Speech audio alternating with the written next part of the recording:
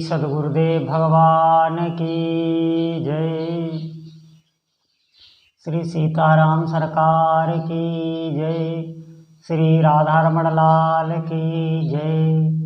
श्री गौरी शंकर महादेव की जय। सभी दर्शकों और भक्तों को कोटि कोटि प्रणाम। सबको प्रेम भरा जय जय श्री राधे। आज मैं आप लोगों को बहुत महत्वपूर्ण विषय के बारे में बताऊंगा। बहुत ध्यानपूर्वक सुने।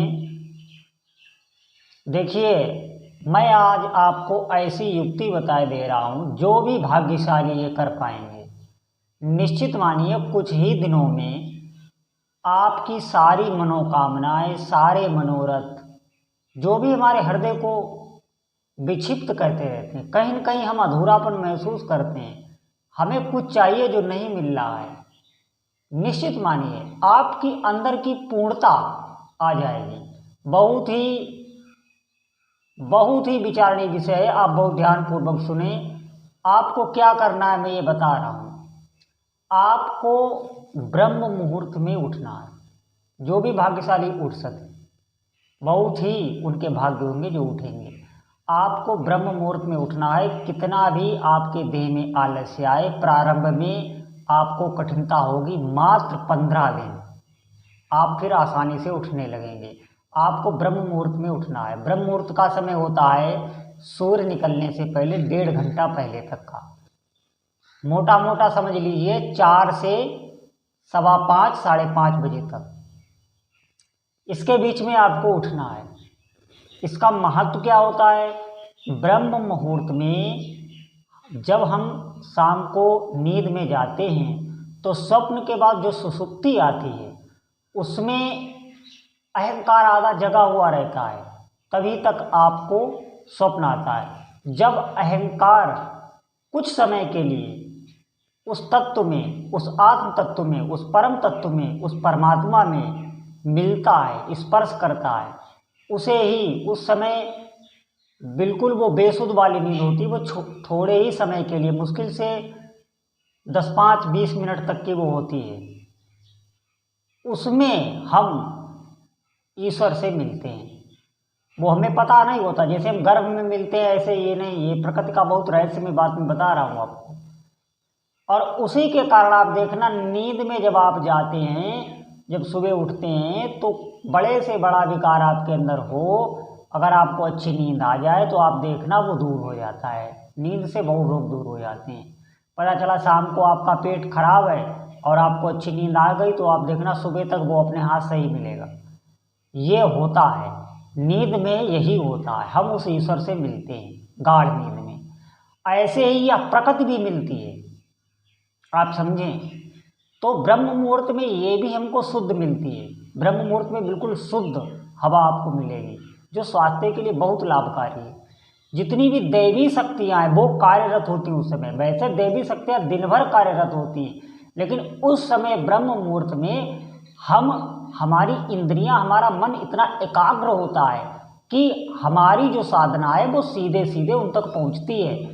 वैसे शक्तियां हमेशा विराजमान है, आप समझिए। आप जब भी एकाग्र हो पाए तब साधना कर सकते हैं। ये लोग जो गलत धारणा बैठाए हैं कि नहीं ब्रह्म मुहूर्त में नहीं आप उतने एकाग्र हो पाए तो दिन में किस समय भी साधना करेंगे वो सिद्ध होगी।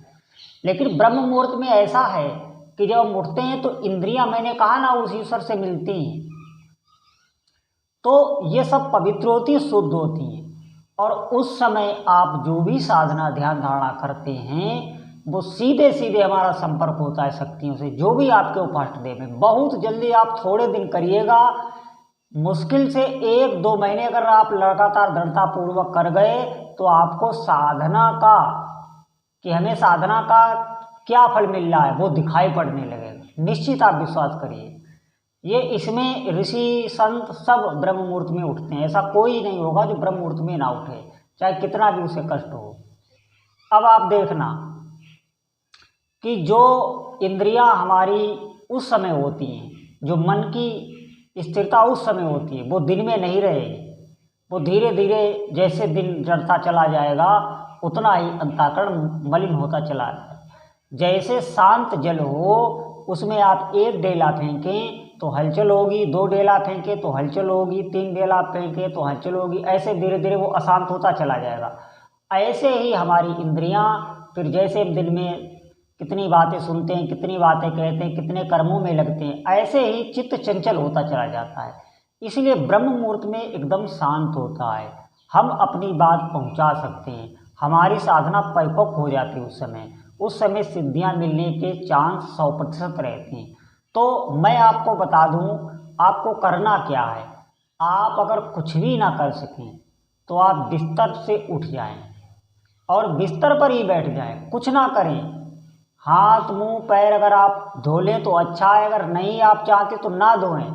आप बैठ जाएं आंखें बंद करके, और तुम्हारे जो भी इष्ट देव हो, मैं ये नहीं कह रहा हूँ कि आप मेरे इष्ट देव का नाम लें, आपके जो भी इष्ट देव हो उनका आप नाम जप आरंभ कर दें। जितनी क्षमता हो आप उतनी देर बैठकर बहुत शांति से नाम जप करें, बहुत अच्छा मन आपका लगेगा। और अंदर ही अंदर आपकी अंदर जो भी कामना हो जिससे आप व्यथित हों, वो कामना बराबर कहनी है। अंदर ही अंदर उस कामना का चिंतन करना है, भावना करनी है और जाप करना है अपने इष्ट देव का। ये आपको रोज बिस्तर पर ही करना है, उठते ही ये करना है। बस उठे, आंखें बंद की और सीधे ये करने लगे। आप देखना कुछ ही समय में आपकी वो मनोकामना पूर्ण हो जाएगी, मैं निश्चित कहता हूँ।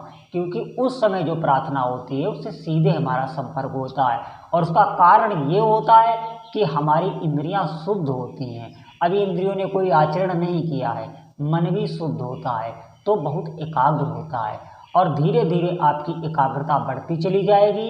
फिर पूरे दिन आपके अंदर आनंद रहेगा, मस्ती रहेगी, और पूरे दिन आप उन शक्तियों से संपर्क कर पाएंगे। फिर आप जो भी कार्य करेंगे, आपने देखा होगा बहुत लोगों की मन्नतें बहुत जल्दी पूरी हो जाती हैं, बहुत लोगों की मन्नतों में बहुत समय लगता है। क्यों? क्योंकि वो संपर्क नहीं साध सकते, उनके अंदर इतनी एकाग्रता नहीं आती है। एकाग्रता अगर आपको लानी है, संपर्क साधना है अपने इष्ट देव से, तो आपको ब्रह्म मुहूर्त में उठ के सीधे मैं जो बता रहा हूँ बगैर कुछ सोचे समझे आपको इसको करना है। ये बहुत बड़ी औषधि मैंने आपको बता दी, निश्चित मानिए कोई भी करे उसका काम हो जाएगा। थोड़े ही दिनों में पाएगा कि उसका काम हो गया, फिर उसकी रुचि हो जाएगी, फिर उसको बहुत अच्छा लगेगा ब्रह्म मुहूर्त में। और आपका स्वास्थ्य, अगर आपको कोई रोग भी है, वो धीरे धीरे कम होने लगेगा। ब्रह्म मुहूर्त का बहुत महत्व है। उठ के आप ये इतना जरूर करें, उसके बाद अपना शौच आदि स्नान जो भी करना है करें, सूर्य अर्घ दें, फिर अपनी दैनिक क्रिया करें।